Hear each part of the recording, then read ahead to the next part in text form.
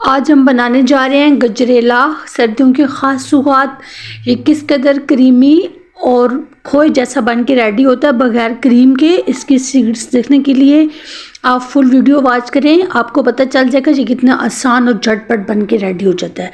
इसके लिए सबसे पहले हम एक पैन को गर्म कर लें और उसमें हम डालेंगे 1 टीस्पून देसी घी। आप इसकी जगह कुकिंग ऑयल और जो नॉर्मल घर में इस्तेमाल होता है घी वो भी इस्तेमाल कर सकते हैं। इस घी को हमने अच्छी तरह से मेल्ट कर लेना है। मीडियम टू लो फ्लेम पे आप इसको मेल्ट कर ले। झटपट हमने बनाना है, पैन हमारा गर्म है। उसके बाद इसमें हम डालेंगे ड्राई फ्रूट्स। ये मेरे पास है 2 टेबलस्पून कटे हुए बादाम, 1 टेबलस्पून किशमिश और 2 से 3 इलायचियाँ हरी। इसकी जगह पर इलायची का पाउडर भी इस्तेमाल कर सकते हैं। इसको 2 से 3 मिनट के लिए चम्मच लाते हुए हमने रोस्ट कर लेना है जब तक इसकी अच्छी सी खुशबू आने लग जाए। ये देखिए चटकने लगे, इसको अब हम निकाल लेंगे एक प्लेट में। और इसी पैन को जो है ना हम दोबारा यूज़ करेंगे, नया बर्तन यूज़ करेंगे। सारे को अच्छी तरह से निकाल लेंगे। ये देखिए सारा ड्राई फ्रूट्स हमने निकाल लिए हैं इसमें से और उनको एक साइड पे ठंडा होने के लिए रख देंगे। उसके बाद सेम ही बर्तन में हम दोबारा से जो है ना घी डाल देंगे। ये तकरीबन 2 टेबलस्पून के बराबर घी है। ये डाल के इसको भी अच्छी तरह से मेल्ट कर लेना है। ये भी देसी घी है, आप इसमें कुकिंग ऑयल भी यूज़ कर सकते हैं। अब मेरे पास ये 2 दरमियानी साइज़ के गाजरे थे जिनको मैंने मोटा मोटा चॉप कर लिया। ये इसमें डाल देंगे। अब मीडियम टू हाई फ्लेम पे इनको हमने अच्छी तरह से रोस्ट कर लेना है। अगर लो फ्लेम पे आप रोस्ट करेंगे तो गाजरे पानी छोड़ देंगी और उनकी शाइनिंग ख़त्म हो जाएगी। ये इसका मेन सीक्रेट है कि आपने मीडियम टू हाई फ्लेम पे इनको चम्मच लाते हुए रोस्ट करना है ताकि ये गाजरे शाइनी शाइनी रहें और इनका जो पानी मॉइस्चराइज होगा वो फटाफट जो है ना खुश्क हो जाएगा। अगर लो फ्लेम पे आप पकाएंगे तो ये फटाफट ढीली हो जाएंगी, इसलिए हाई फ्लेम पे इनको हमने फ्राई करना है। 3 से 4 मिनट लगेंगे।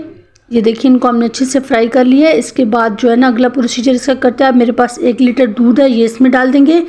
ये फुल क्रीम दूध है, आप इसमें कुछ भी किस्म को दूध डाल सकते हैं। ओल पर्स डिब्बे वाला कोई भी आपको जो पसंद है वो इसमें डाल दें।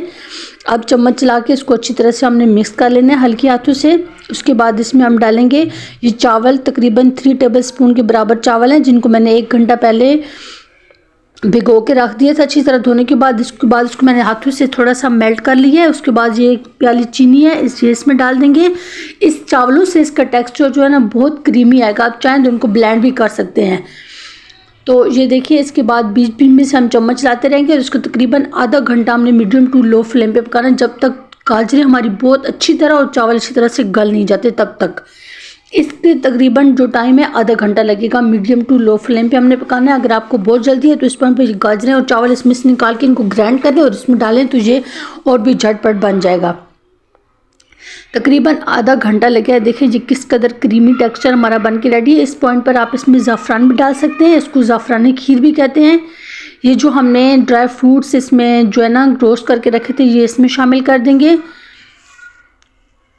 ये डालने के बाद सिर्फ 1 से 2 मिनट के लिए हमने इनको इसके साथ अच्छी तरह से मिक्स कर लेना है। तो ये देखिए झटपट हमारा गजरेला बन के रेडी हो गया बगैर क्रीम के और बगैर किसी मेहनत के। ये नीचे नहीं लगता, आप इसको कवर कर किसी तरह रख दें क्योंकि इसके अंदर घी है।